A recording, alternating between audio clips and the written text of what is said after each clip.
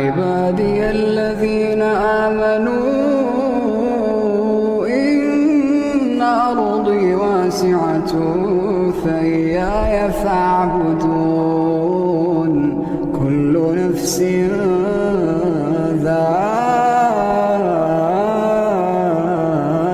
الموت. Ding dong, ku datang padamu. Bukalah pintu, tak mungkin sembunyi dari. Ding dong, ku datang padamu. Bukalah pintu, kau tak bisa lari dariku. Dari balik jendela, ku tatap erat wajah. Kau diam membeku. Ku datang mendekati.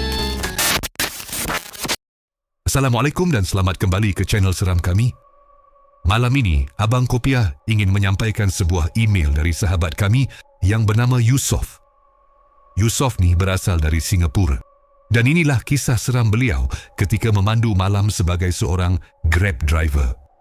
Kisah ini berlaku padanya kira-kira 6 tahun yang lalu ketika itu pada musim wabak COVID katanya.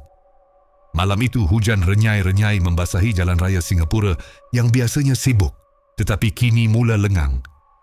Yusof, seorang pemandu Grab berusia 34 tahun, mengeluh kecil sambil membetulkan kedudukannya di kerusi pemandu. Jam di skrin, telefonnya menunjukkan pukul 11.30 malam. Satu trip lagi sebelum balik Bedok. Bisik Yusof kepada diri sendiri. Satu pesanan masuk. Yusof segera memandu ke lokasi. Nasim Road waktu begini memang sunyi, dilitupi pohon-pohon besar yang merimbun. Setibanya di sana, kelihatan seorang wanita berbaju kurung putih kedut berdiri di tepi tiang lampu. Wajahnya agak pucat, tunduk memandang telefon, dan rambutnya yang panjang dilepaskan rapi.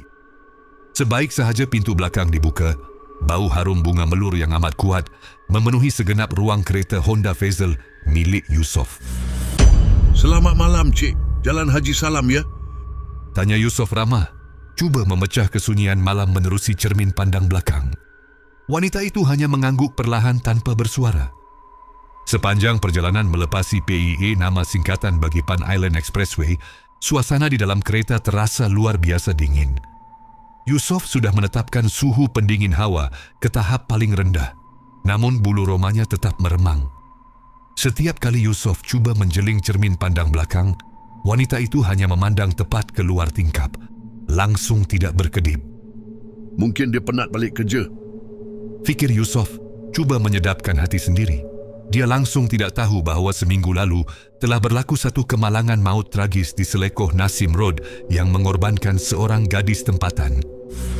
Selepas keluar dari lebuh raya dan menghampiri kawasan Bedok, menghalau ke Upper East Coast menuju ke Jalan Haji Salam, lampu merah biru kelihatan berkedip-kedip di hadapan. Sekatan jalan raya, roadblock, oleh pihak polis. Yusof memperlahankan kenderaan dan menurunkan tingkap sebelah pemandu. Seorang pegawai polis trafik muda mendekati keretanya dengan lampu suluh di tangan. Selamat malam, Encik. Sila tunjukkan lesen memandu. Kata polis itu sebelum ayatnya terhenti secara tiba-tiba. Lampu suluh polis itu beralih dari muka Yusof ke arah tempat duduk belakang. Yusof dapat melihat dengan jelas riak wajah pegawai polis itu berubah dalam sekelip mata. Daripada tegas menjadi pucat lesi, matanya terbeliak ketakutan. Polis itu berundur 2 tapak ke belakang. Tangannya yang memegang lampu suluh mula menggeletar. Dia memandang Yusof dengan pandangan yang penuh cemas, lalu mengetuk bumbung kereta dengan kuat. Encik, jalan sekarang. Gerak, gerak. Jalan terus. Jangan pandang belakang. Arah polis itu dengan nada suara yang tertahan-tahan, seolah-olah mahu menjerit, tetapi dipaksa berbisik. Yusof terpana. Tapi sarjan lesen saya. Saya cakap jalan sekarang. Tengking polis itu lagi, mukanya berpeluh dingin walaupun malam itu sejuk. Dalam keadaan keliru dan panik, Yusof terus menekan pedal minyak. Keretanya memecut meninggalkan sekatan jalan raya tersebut.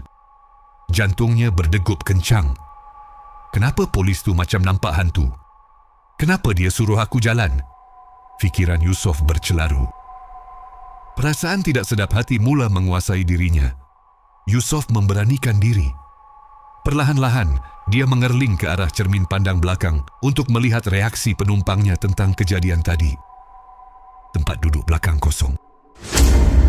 Bau bunga melur yang menyengat hidung tadi serta-merta hilang, digantikan dengan bau hanyir yang samar.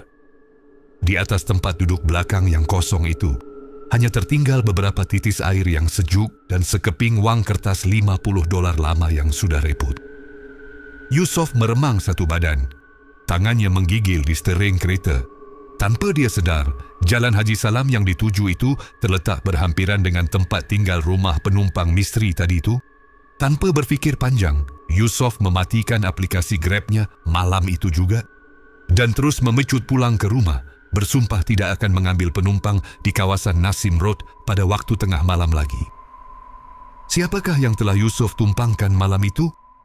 Adakah benar ia roh arwah perempuan yang mati di Nasim Road itu kembali? Ataupun hanyalah ilusi mata Yusof? Silalah like, komen dan share kisah ini. Hingga ke minggu hadapan, saya Abang Kopiah mengundurkan diri. Assalamualaikum dan selamat malam.